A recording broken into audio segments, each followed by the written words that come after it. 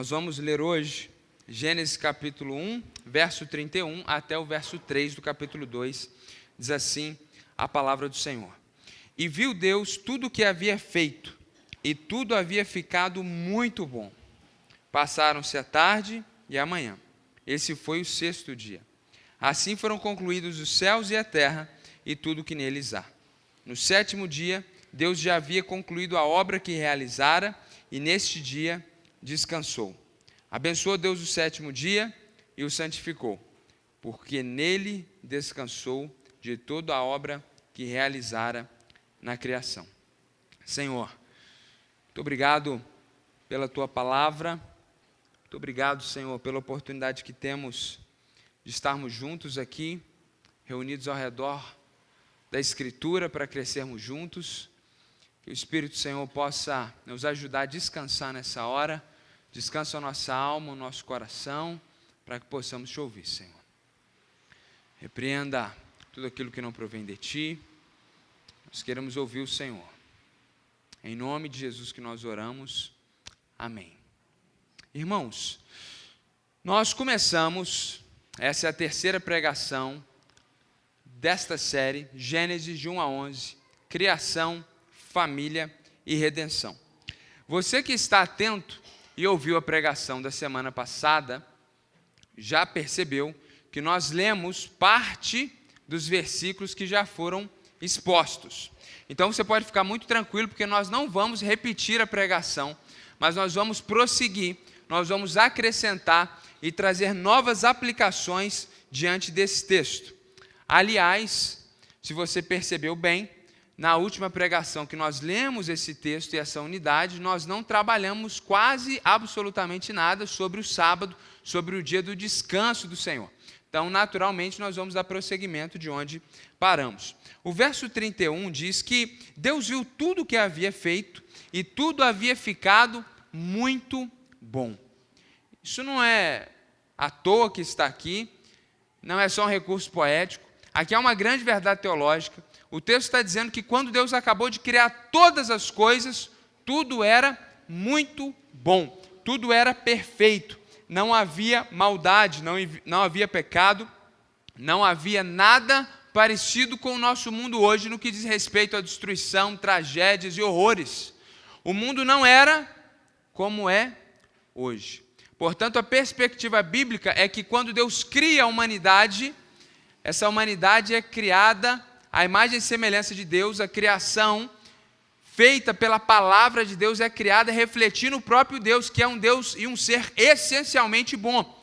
Então, o que existe no universo hoje, de maldade, iniquidade, dominação, de controle, tudo isso de negativo não se origina em Deus. Então, em todo esse relato da criação, essa expressão que Deus viu que era bom, aparece inclusive 7 vezes nesse número simbólico representativo na Escritura, mostrando a perfeição de todas as coisas.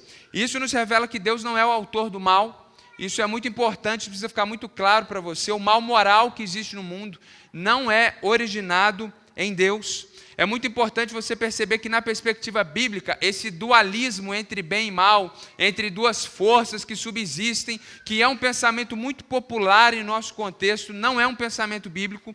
Esse pensamento tem espaço no zoroastrismo antigo, que é a religião do antigo povo persa, que hoje são os iranianos, que não acreditam mais nisso, são muçulmanos hoje, e sobretudo também no taoísmo, uma das religiões tradicionais da China. E aí vem aquele símbolo do yin yang, que alguns irmãos têm tatuado aí no corpo, espero que não, que representa que em todo bem existe maldade, e em toda maldade existe o bem, essas duas forças eternas se equilibram. Isso tudo não é bíblico. Então, muito cuidado quando você, que conhece a Escritura, fala e se relaciona e percebe a realidade. Outro dia eu ouvi alguma coisa do tipo: o mal é necessário para que a gente saiba e conheça o que é bom. Isso também não é bíblico. Isso é uma falácia lógica. Isso não é uma verdade, isso não é um axioma bíblico. Nós não precisamos ter a maldade para a gente saber o que é bom. Nós sabemos o que é bom porque Deus é bom e isso é suficiente para nós. Então, essa pequena expressão de que Deus viu e tudo era muito bom é muito revelador para nós. E como Adão, como nós vimos semana passada, era o representante, o governador de Deus na terra, porque Adão decidiu deteriorar a criação perfeita de Deus, ele então traz a origem desse mal moral e o mundo chega onde ele está hoje. Não porque Deus assim criou, não porque assim Deus desejou, não porque assim Deus projetou, mas por causa da nossa ação no mundo, por causa da nossa responsabilidade, juntos com Adão e Eva e como filhos de Adão e Eva. E aí o texto continua dizendo que passaram-se a tarde e a manhã, e esse foi o 6º dia. E eu falei um pouco sobre isso, sobre o significado da tarde e a manhã na primeira pregação aqui, e eu estava conversando com uma pessoa que me trouxe um material muito interessante, que estava em francês, ela me mostrou e traduziu para mim, foi muito interessante, porque me ajudou a ver coisas muito novas no texto sobre esse detalhe da tarde e manhã, eu gostaria de compartilhar com você. Porque o texto diz que Deus criou o mundo em 6 dias. E cada final de dia criativo de Deus, o texto diz que foi tarde e manhã. E esse foi o 1º, o 2º, o 3º e o 6º dia. E a questão é, qual é o significado? Por que o texto está enfatizando que ao final do dia houve tarde e manhã? A primeira crise nossa é que na nossa mentalidade o texto deveria estar escrito: houve manhã, tarde e acabou o dia. Mas o texto inverte a ordem. E a primeira verdade, o primeiro ponto aqui para esclarecimento, é que a expressão tarde no português dificulta o nosso entendimento, porque na verdade a expressão aqui não é essa tardezinha 3, 4 da tarde, é o final do dia, é o pôr do sol. Inclusive a Bíblia em inglês não traduz como tarde, já traduz como que nós traduziríamos, se traduzisse da Bíblia em português, como noite. Esse é o primeiro detalhe para você entender a beleza dessa pequena expressão. Então, o texto estaria dizendo que houve noite e manhã, e assim foi o 6º dia. Por quê? Porque na mentalidade judaica, o dia não começa com o nascer do sol. O dia começa com o pôr do sol, com a noite. Então, quando o sol se põe, na sexta-feira à noite, por exemplo, começa o sábado. Então, o primeiro minuto de escuridão, no que nós consideramos sexta, na mentalidade bíblica e dos judeus até o dia de hoje, dos muçulmanos também, na perspectiva religiosa, começa então o próximo dia. Então, o dia, da perspectiva bíblica, ele começa na noite e vai para o dia. Por isso que o texto diz que houve tarde e manhã. E esse foi o 6º dia. Isso é muito significativo, muito simbólico, porque a criação de Deus começa no caos, nas trevas, na escuridão, e Deus vai trazendo luz e ordem para todas as coisas. Então, a forma que os judeus enxergam o dia, que começa nas trevas e termina na luz, é a mesma forma que o Gênesis relata a criação. Tudo era sem forma e vazio. Havia trevas, diz o texto bíblico. E aí os 7 dias, os 6 dias da criação, é justamente Deus trazendo luz, Deus trazendo ordem, Deus organizando as coisas, e assim também é na nossa vida. Nós nascemos em pecado, como diz o salmista, em iniquidade me concebeu a minha mãe.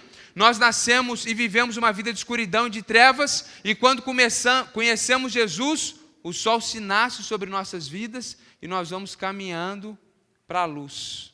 Assim, essa expressãozinha pequena, tarde e manhã, revela uma grande profundidade, está totalmente relacionada com a forma com que Deus criou as coisas e até mesmo com a nossa espiritualidade. E terminado o verso 31, o verso 1 do capítulo 2 diz: assim foram concluídos os céus e a terra e tudo o que neles há. Então, depois de anunciar no versículo 1 do capítulo 1, no princípio criou Deus os céus e a terra, ele fala o capítulo inteiro sobre como isso foi criado, ele termina no primeiro versículo, capítulo 2, mostrando que Deus criou todas as coisas dessa maneira. É uma expressão, é uma síntese, é uma frase final de conclusão dessa criação. E aí, eu queria trabalhar aqui uma questão que eu ainda não trabalhei, porque é natural que quando nós falamos em Gênesis, trabalhamos em Gênesis, nós que fomos criados numa cultura ocidental e estudamos darwinismo por obrigação e nos é ensinado como uma verdade, fica uma dúvida muito grande. O texto bíblico fala que o mundo foi criado em 6 dias. Mas a ciência nos diz que o universo tem bilhões de anos. O texto bíblico diz que os homens estão aqui na Terra não mais do que 10 mil anos, mas a ciência diz o contrário. E aí, em tempos de terraplanistas, que inclusive acreditam exatamente nisso, que a Terra só tem 10 mil anos, você que ama Jesus e ama a palavra de Deus, mas vive no século 21, fica em crise. Então eu gostaria de brevemente posicionar você em 3 possibilidades de reconciliação entre a ciência moderna e o texto bíblico. Então, o que nós queremos fazer agora é o seguinte: nós não vamos apontar todas as leis existentes sobre como o universo foi criado, porque nós teríamos que falar aqui do design inteligente, teríamos que falar também sobre a perspectiva materialista, que é a predominante, inclusive, na nossa sociedade, onde não há metafísica, e o universo veio do nada, não há criador, não há propósito, não há sentido. Nós não vamos falar disso. Nós vamos falar tão somente das perspectivas criacionistas. Será que todas elas repudiam o pensamento evolucionista? É isso que nós queremos apontar para você, porque algumas pessoas acham que se elas creem na Bíblia, elas têm que demonizar o darwinismo e o criacionismo e o evolucionismo. Mas a gente vai perceber que não necessariamente. E é importante a gente perceber também que quando você chegar em casa e você quiser pesquisar isso na internet, você vai encontrar termos que vão variar um pouco distinto de como eu estou apresentando, porque a discussão é muito complexa, muito ampla, e naturalmente você vai ter, dentro de cada uma dessas visões, pequenas divergências internas e até a forma de se anunciar, de se autoproclamar, acaba sendo um pouco distinto. Então vamos lá, resumindo. Você que olha para o texto bíblico, a primeira possibilidade de você pensar em criação aqui é essa perspectiva do criacionismo na Terra jovem.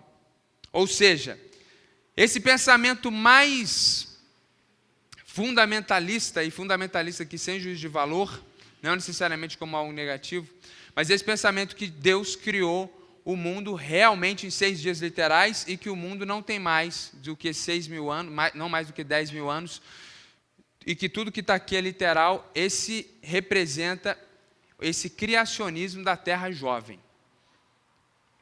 Popularmente é o que todo evangélico acredita.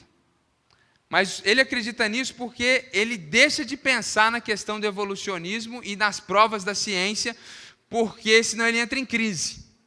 Então, esse é o pensamento predominante. Agora, existe um outro pensamento, que é o criacionismo da Terra antiga, ou um termo técnico é criacionismo progressivo. Eles acreditam que foi Deus que criou todas as coisas, mas os dias não são literais de 24 horas e a Terra não tem só 10 mil anos. Então nós rejeitamos a evolução totalmente. Nós acreditamos que Deus criou cada espécie, mas talvez os dias tenham sido criados de forma espaçada. Os dias criativos tenham sido espaçados. Não é necessariamente um dia de 24 horas, não é necessariamente uma semana de 6 dias. Essa é uma possibilidade. Mas ainda criacionistas, Deus criou a espécie, haja macaco e houve macaco, haja ser humano e há ser humano. Não há nenhum tipo de evolução aqui. E a terceira e última, que talvez pode ser surpreendente para muitos, é o criacionismo evolucionário. Não é o criacionismo evolucionista, porque a palavra evolucionista está ligada ao darwinismo, que parte de uma premissa materialista, ou seja, não há Deus, não há sentido, não há planejamento, não há nada, só há o acaso.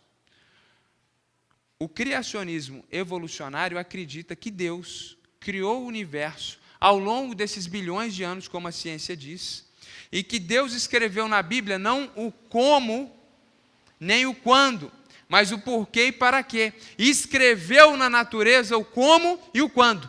Por isso, cientistas e evangélicos, cristãos e biblicistas não deveriam estar brigados e desconectados, mas deveriam sentar juntos e aprenderem juntos sobre a origem do universo. Porque enquanto nós podemos dizer quem criou e por que criou, os cientistas podem dizer como ele criou e quando ele criou.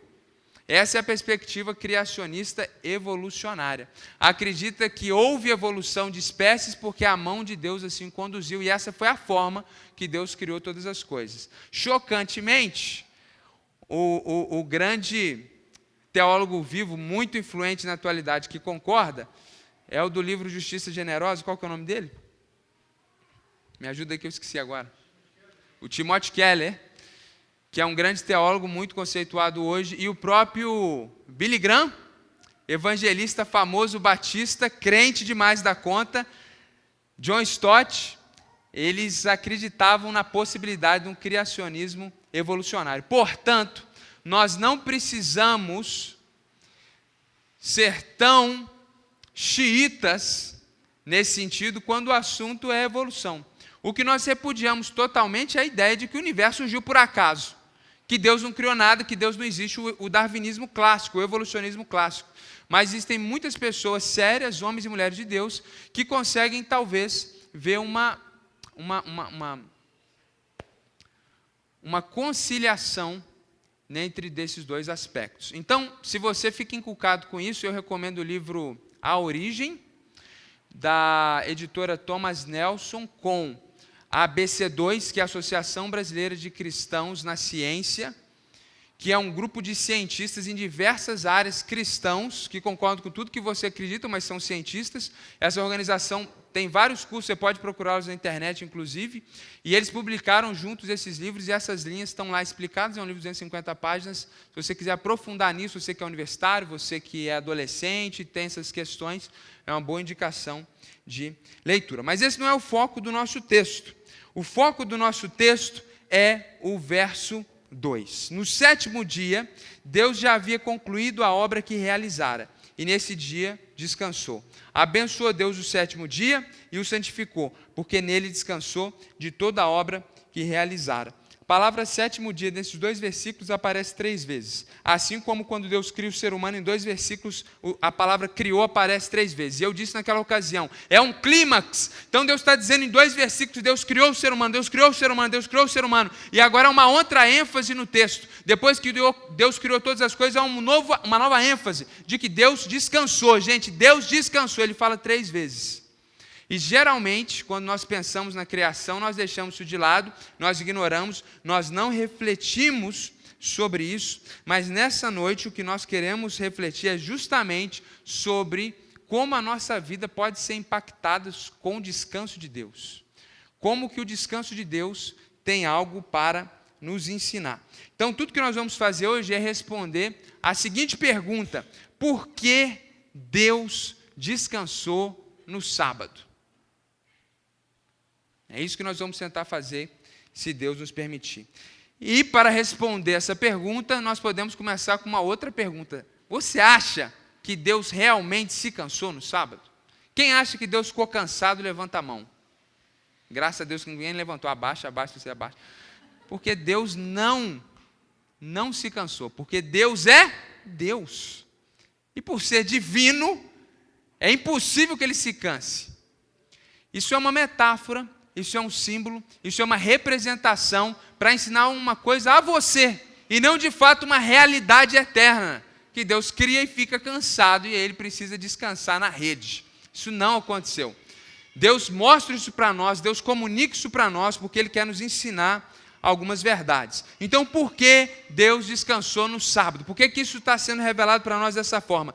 Primeira resposta, para fundar as bases de leis trabalhistas e religiosas para a nação de Israel que perduram até hoje.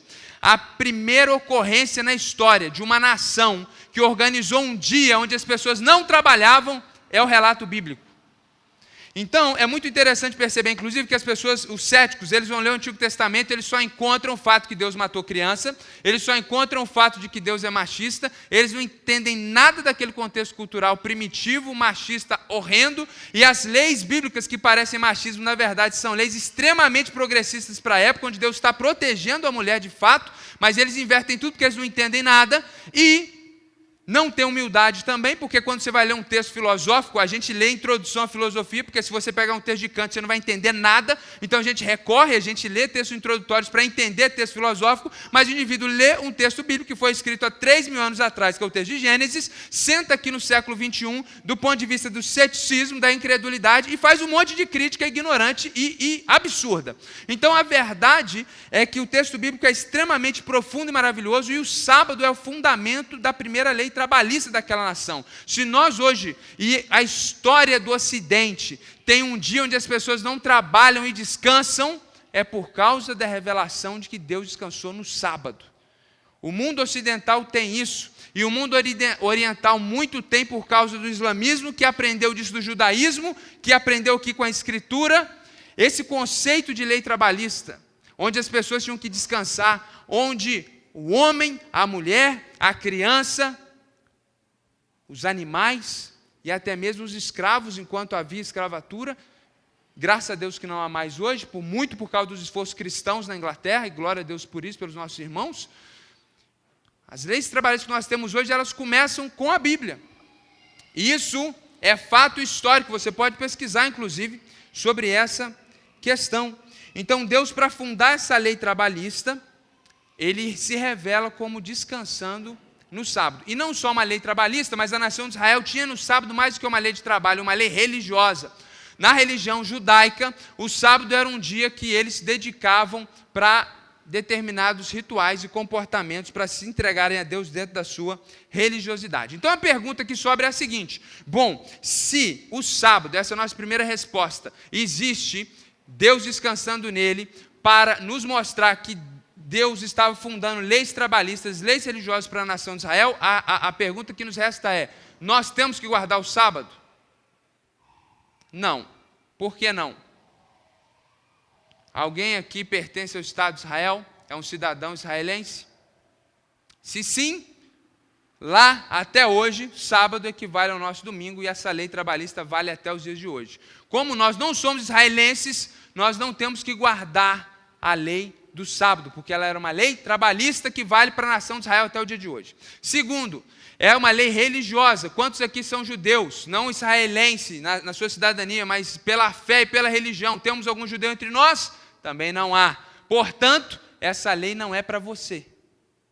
E é um equívoco pensar, como alguns poucos cristãos, graças a Deus são poucos, acreditam hoje, que nós precisamos guardar o sábado. Isso é um equívoco bíblico. Inclusive, se você abrir a sua Bíblia em Atos 20, no versículo 7, você vai perceber que a igreja de Jesus, ela não se reunia no sábado, ela se reunia no domingo. Se você abrir a sua Bíblia em 1 Coríntios capítulo 16, verso 2, está escrito lá também que eles deveriam colher a oferta no primeiro dia da semana, porque era o dia do culto principal, era o dia que a igreja se reunia. E por que os irmãos se reuniam no domingo e não se reuniam mais no sábado? Porque o Senhor Jesus ressuscitou no domingo. Em Apocalipse capítulo 1, verso 10, você pode descobrir, inclusive, que toda a revelação de Apocalipse que João teve aconteceu em qual dia da semana? No domingo. Então, provavelmente, ele estava ali num culto dominical, naquele ritual ali, preso na ilha de Patmos, talvez sozinho, talvez com alguns irmãos, e ele tem uma visão transcendental, talvez até no culto. E está registrado para nós aqui em Apocalipse. Então, não há, na história da igreja, essa ideia, a não ser recentemente, de forma equivocada, de que nós temos reunido no sábado. E, por fim, Colossenses capítulo 2, versos 16 e 17 deixa isso claro. Se a história da igreja não é suficiente, o Novo Testamento deixa muito claro: pelo amor de Deus, para com esse negócio de guardar sábado, isso não existe, está errado. Então eu vou até inclusive ler esse texto com você, se você pode. Colossenses capítulo 2, versos 16 e 17, nos ensina bastante, de uma forma muito clara e objetiva. Diz assim o texto bíblico, se você não achou, escute por favor. Portanto, não permitam que ninguém os julgue pelo que vocês comem ou bebem. Ah, não pode comer carne de porco que é pecado. Não permita que ninguém te julgue pelo que você come e bebe. Vai comer o seu torresmo, meu irmão. Não se submeta a julgo de seres humanos. E com relação a alguma festividade religiosa, ou a celebração das boas novas, ou dos dias de sábado. Essas coisas que estavam lá no Antigo Testamento são sombras do que haveria de vir. A realidade, porém, encontra-se em Cristo. Nós estamos livres das leis cerimoniais e legislativas do Antigo Testamento. Portanto, não tenha dúvida em relação à questão do sábado. Todos os dias são santos para quem está em Cristo Jesus. E todos os dias nós consagramos ao Senhor. E é no domingo que a Igreja de Cristo, historicamente, com evidência bíblica, tem se reunido. Portanto, ao ouvir essas perspectivas presentes no nosso universo protestante, saiba biblicamente que isso não provém de Deus. Então, essa é a primeira razão pela qual Deus descansa no sábado para fundar leis trabalhistas e religiosas para a nação de Israel e leis trabalhistas que impactaram, inclusive, todo mundo até hoje na atualidade. Segundo motivo é para nos ensinar a dedicar e priorizar um tempo a Deus. Êxodo, abra comigo por gentileza, no capítulo 20, vai trazer clareza a respeito disso. Nós temos aqui os 10 mandamentos, eles estão também relacionados lá em Deuteronômio, mas primeiramente ele vai aparecer aqui em Êxodo no capítulo 20, e há um dos mandamentos falando sobre o sábado, nos ensinando qual é o significado espiritual do sábado, que é justamente esse que eu disse para vocês. Deus descansou no sábado para nos ensinar a dedicar e priorizar um tempo para Deus. Êxodo 20, verso 8, diz assim a palavra do Senhor: lembra-te do dia de sábado para santificá-lo.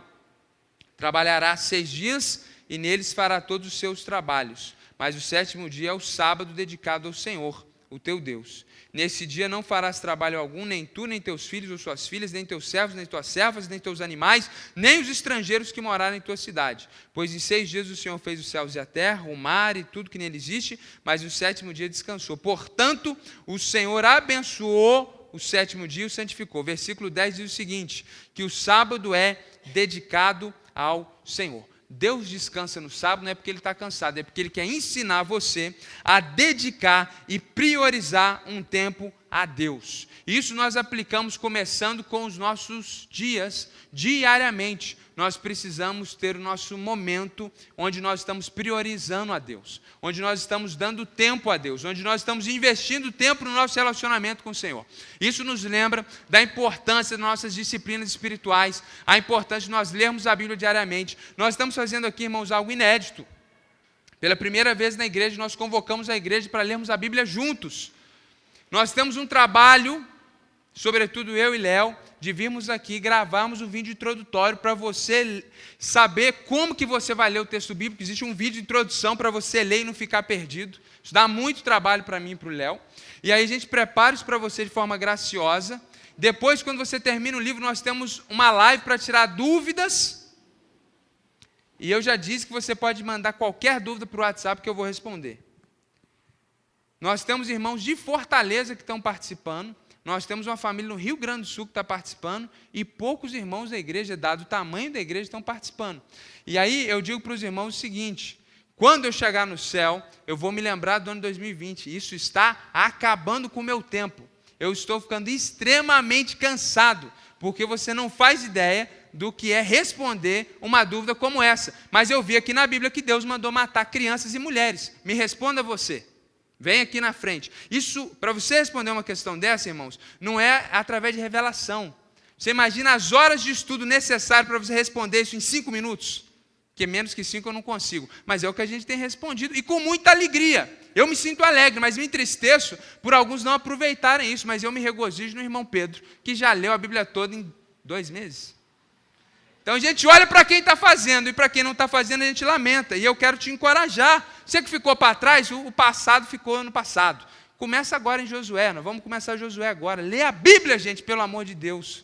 É por isso que a nossa vida é cheia de confusão, problema, a gente não sente Deus, a gente fica desanimado, porque a gente não lê a Bíblia e a gente não ora diariamente. Por isso que eu estou pregando sobre a importância do sábado, a importância de você dedicar um tempo para o Senhor diariamente. A maior parte dos problemas dos crentes evangélicos terminam com uma receita simples: ler a Bíblia e orar. As pessoas vêm falar as coisas comigo e às vezes eu pergunto: você está lendo a Bíblia e orando todo dia? Não. Eu falei: então esse é o primeiro remédio que você vai tomar. É aquele antibiótico, né, que o médico passa, né, para qualquer coisa, dor de garganta, sinusite, antibiótico, amoxicilina. Vai ler a Bíblia e vai orar, 80% dos seus problemas vão acabar. Porque você vai começar a viver diferente, porque você vai ver as coisas de uma forma diferente, porque você vai adquirir a sabedoria que muda tudo, como nós vimos aqui hoje pela manhã. Então, Deus descansou no sábado para ensinar você a priorizar um momento para Ele, diariamente. Então, leia a sua Bíblia e ore todos os dias. E faça isso semanalmente também. Deus descansou um dia na semana. É por isso que Hebreus 10, 25 diz que aquele que não congrega, ele está pecando. Se você que está em casa ouvindo essa pregação não estava aqui no culto, porque você não queria, porque você estava desanimado, isso é pecado. Um cristão precisa congregar semanalmente. Pelo menos uma vez na semana. Então, se você trabalha viajando e nunca está aqui no domingo, vá lá no culto. Se você está doente, obviamente você não está em pecado. Se você está trabalhando na hora do culto, como nós temos vários irmãos, obviamente você não está em pecado. Agora, se você pode vir e não veio porque está desanimado, não veio porque gritou demais no jogo do Flamengo e aí perdeu a hora do culto, não veio porque está com preguiça, não veio porque o pastor falou uma coisa domingo passado e você não gostou, isso é pecado. Você não está dedicando um dia semanalmente para Deus. Eu não estou te pedindo nem um dia. Você acorda, fica com a sua família, vai correr na universidade, faz aquele churrasco, vê o jogo do Flamengo e fica aqui 2 horas. É só isso que a gente está pedindo, é isso que Deus está te pedindo no Novo Testamento. Lá no Antigo Testamento era o sábado inteiro. No Novo Testamento é um culto por semana, pelo amor de Deus, gente. Não tem desculpa, não. A gente, às vezes, como pastor, não gosta de falar as coisas que as pessoas, tudo que a gente fala, fica chateado. Então, para evitar a fadiga, a gente deixa para lá. Mas já que nós estamos trabalhando esse assunto, é impossível a gente fugir disso. A gente está falando de dedicar tempo ao Senhor. Nós precisamos dedicar semanalmente um momento para o Senhor. Então, você está viajando, você viaja todo domingo, vai numa igreja onde você está, por favor. Agora, você está de férias, você está trabalhando, essa palavra não é para você. Bom, quero te encorajar nas suas férias, não ficar 30 dias sem ir à igreja, vendo série da Netflix, viajando para os 4 cantos da terra e esquecer de Jesus. Dedique um tempo das suas férias para o Senhor também. As férias é um excelente momento para você tirar uns dias para você jejuar, para você ler um livro bíblico de uma forma diferente, para você ler um livro cristão.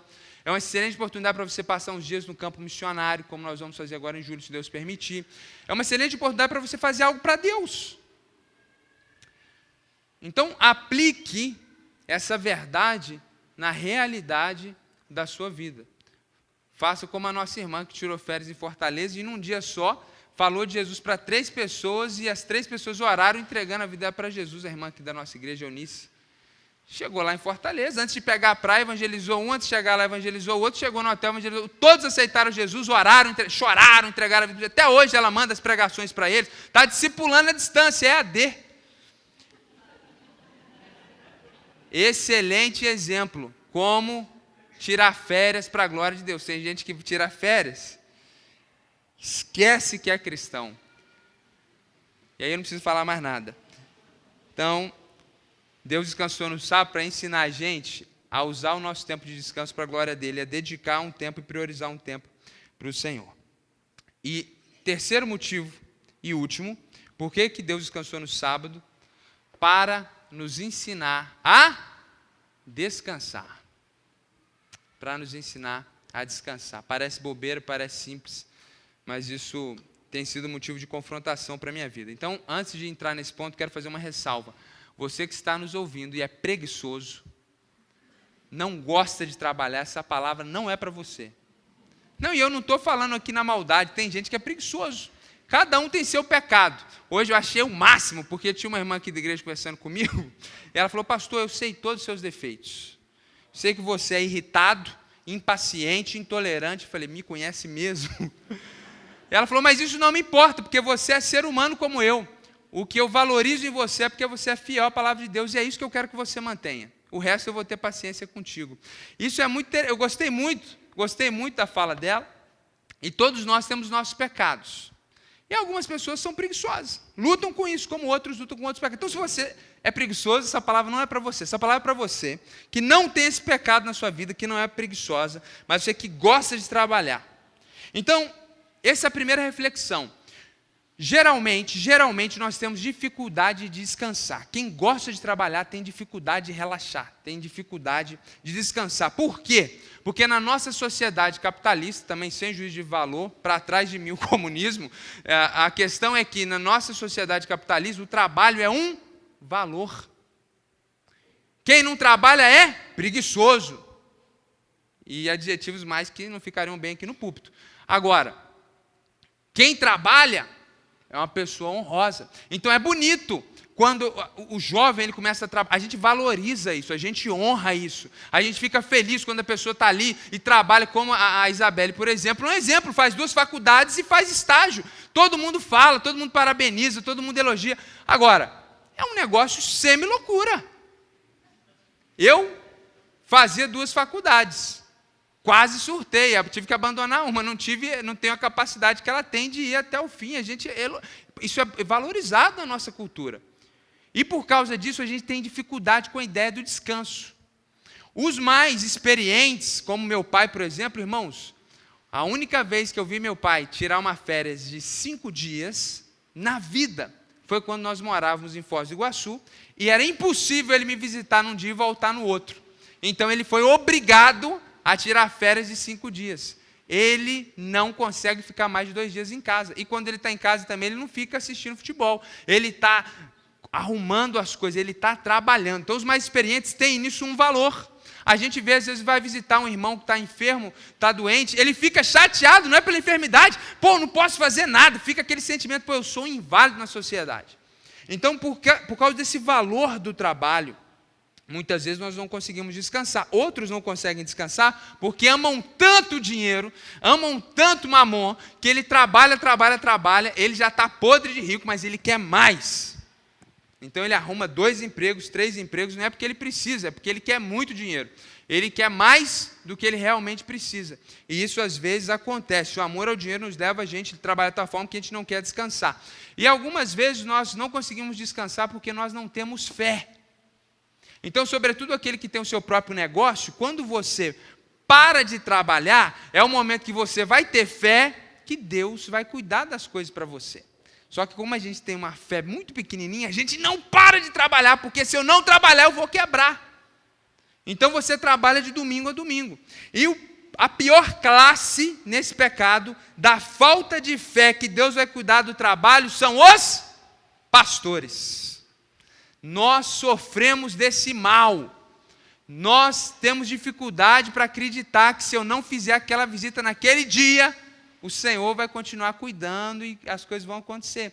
A gente entra muitas vezes nessa síndrome messiânica, queremos ser muitas vezes melhores do que Jesus, e nós temos dificuldade que Deus vai cuidar da igreja, que pertence a Ele. A gente acha que a gente tem que fazer, que a gente tem que trabalhar, e a gente vai num ritmo muitas vezes alucinante. E aí, o prato recebe uma pimentinha aí daquelas terríveis, que é a pressão de algumas pessoas dentro da comunidade, que não entendem que nós também precisamos descansar enquanto ministros do Evangelho.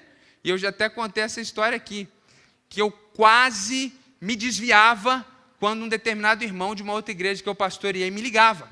Porque ele me ligava por volta das 10, 9h30 da manhã, e na ocasião a Aline trabalhava, acordava cedo, ia trabalhar. Hoje ela está se dedicando às crianças, graças a Deus por isso.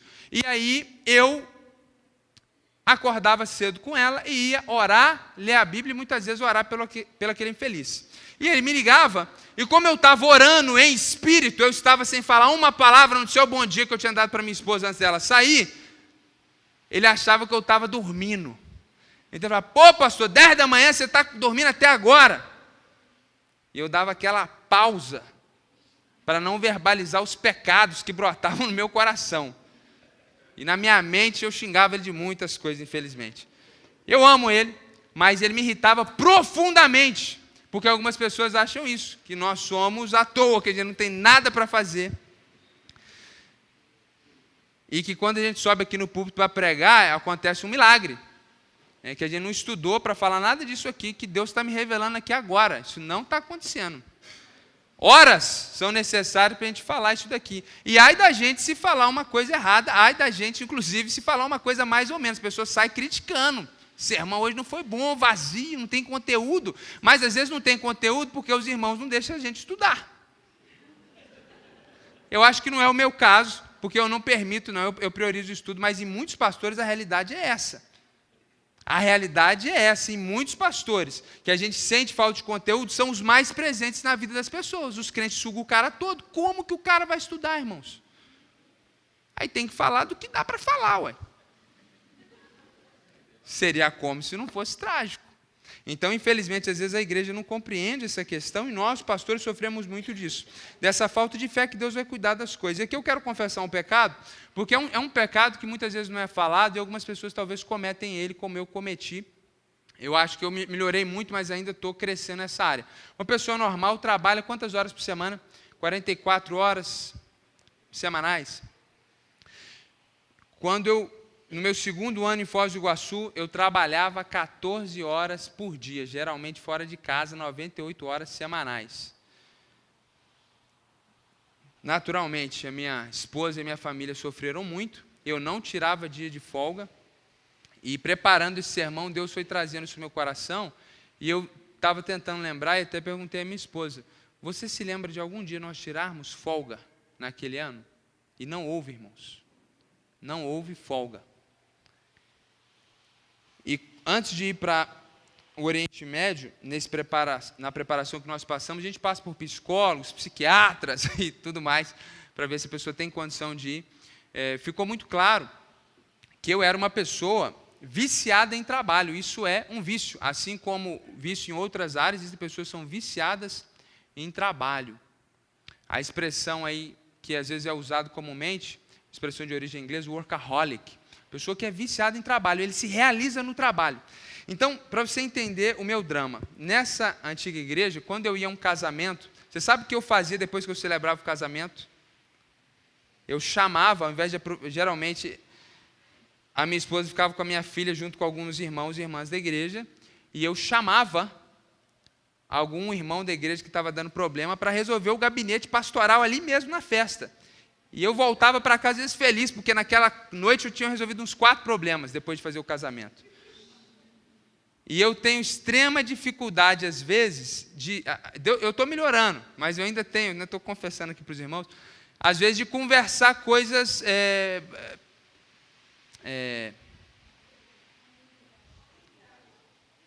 triviais, essa é a palavra. Porque na minha cabeça isso é perda de tempo. Então, eu estou sempre falando de trabalho, porque a gente está aqui para trabalhar, a gente descansa no céu. Essa é uma mentalidade errada. Essa é uma mentalidade errada. Então, eu errei muito, a minha família sofreu muito por isso, e talvez tenha algum irmão aqui que passe por esse mesmo problema, por essa mesma questão, e a gente tem que refletir muito, porque isso é pecado. Deus quer que a gente descanse. E por que Deus quer que você descanse? Porque Ele descansou. E é muito interessante, porque o que Deus faz em 6 dias? Ele trabalha, no 7º ele descansa. O que Deus falou para o homem no 6º dia? Sujeitai a terra, domine, multiplique. Mas no 7º dia você para. Então Deus quer que a gente trabalhe, Deus não quer que você seja um preguiçoso, mas Deus quer que você saiba a hora de parar e descansar. Nós somos imagem e semelhança de Deus. Isso significa que a gente tem que trabalhar, encher a terra e sujeitar como Ele fez, mas significa que também temos que descansar como Ele descansou. E nós precisamos fazer isso, porque quando nós descansamos, nós reconhecemos que Ele é o dono de tudo que nós temos, do espaço no qual nós estamos inseridos, mas Ele também é o dono do nosso tempo. Então, quando você descansa, você reconhece a soberania de Deus sobre o tempo, sobre a sua vida. E é muito importante que você descanse para que isso fique muito claro na sua vida. Nós podemos glorificar a Deus melhor, irmãos, se nós descansarmos. Pessoas estressadas sofrem, fazem quem está ao redor sofrer. Pessoas com burnout, que chegam ao cúmulo do estresse, elas chegam a ficar... Isso é uma doença, é um distúrbio psicológico. E tantas outras enfermidades na alma, como a depressão, muitas vezes têm origem na falta do descanso. Uma mente que não desliga, uma alma que não para. Um desafio atrás do outro, trabalho e trabalho e trabalho e trabalho. E quando está de folga e de férias, está trabalhando, a pessoa não para e uma hora a mente não aguenta. Uma hora o corpo da gente não aguenta. E aí como que você vai glorificar Jesus? Como que você vai ser um representante de Deus? Como que você vai espelhar a glória de Deus? Como que você vai espalhar a glória de Deus? Que é o objetivo da sua vida, como nós vimos semana passada, se você está altamente estressado. E quando alguém fala bom dia para você, você tem vontade de voar no pescoço dela. Bom dia por quê? Vai trabalhar, vagabundo. Trabalhando desde as 5 da manhã, me dá bom dia 9 da manhã. Então tem gente que é assim. Tem gente que. E aí, aí a gente fala, você tem que falar de Jesus. Como é que você fala? Você está estressado, você está tomado pelo trabalho. Então, o descanso, ele nos ajuda a estar bem, para glorificar a Deus ainda mais. O descanso glorifica a Deus, porque no descanso é o tempo que nós vamos cuidar da nossa família, é o tempo que você vai se dedicar ao seu casamento. Muitos casamentos, depois de 15, 20 anos, às vezes até antes, está ficando cada vez mais precoce. Eles falham por isso, porque a vida se resume a trabalhar e aos filhos. Antes era trabalho esposa ou marido, agora é trabalho e filho, porque filho ele tem a demanda que você não tem opção, e o casamento fica de lado, e depois os dois estão separados a milhares de quilômetros de distância, anos de separação, e aquilo brota num momento de divórcio, de crise, e a gente vai tentar orar por um milagre, porque às vezes o aconselhamento ele é difícil, porque não houve descanso, não houve um momento de parar e dedicar a outras questões. Então, meu amigo, de forma muito prática, durante o seu dia, tenha um tempo para Deus, tenha um tempo para você, tenha um tempo para a sua família, tenha um tempo para você descansar. Tire um dia de folga e na folga tente ser intencional e fazer algo que seja prazeroso. E se você não é CLT, tire férias. Então, fiquei feliz demais. O pastor Vantuí tirou uma semana. E ele falou que precisava de um mês. Ele já entendeu isso. É isso mesmo, uma semana, poxa, é para respirar. Então, vocês que não são CLT, tire férias, porque é muito perigoso não tirar férias. E aqui eu quero, inclusive, dizer de uma resolução pessoal minha. Geralmente eu trabalho segundas-feiras, eu não venho aqui para a igreja, mas eu fico trabalhando. A partir de agora, eu não vou trabalhar mais segunda. Eu só vou atender telefonema se tiver morrido alguém. Aí eu vou lá chorar com os que choram e fazer o velório. Caso contrário, tem o pastor Vantuí, o pastor Emerson, os outros pastores, mas eles não estão de folga também? Geralmente não, porque eu sou o único que trabalho exclusivamente. Então eles teriam a disponibilidade de ir lá na segunda-feira. Inclusive, não seja dependente de pastores. A igreja não é feita só de pastor, está cheio de mulheres e homens de Deus nessa igreja. E não é só pastor que tem habilitação para ajudar, auxiliar e trazer uma palavra de encorajamento, não. Tem muita gente que você poderia ligar, que talvez seriam mais usados por Deus até do que nós mesmos. Então, isso é uma coisa que eu quero valorizar, uma coisa que eu quero colocar em prática, que é difícil para mim, e é muito importante que nós, como igreja, entendamos isso. Todos os ministros que trabalham de tempo integral, no momento nós temos um, mas eu espero que o Senhor faça com que a nossa igreja cresça e nós tenhamos outros. Eles precisam ter direito a descanso. E é importante que a igreja auxilie e até cobre e obrigue a tirar férias. Eu quero te dizer uma coisa, todos os pastores que eu vi surtar, talvez você conheça alguns também, todos os que eu conheci, eu não sei da sua experiência, nenhum deles tirava férias de 30 dias. Nenhum. E os piores nunca tiravam férias.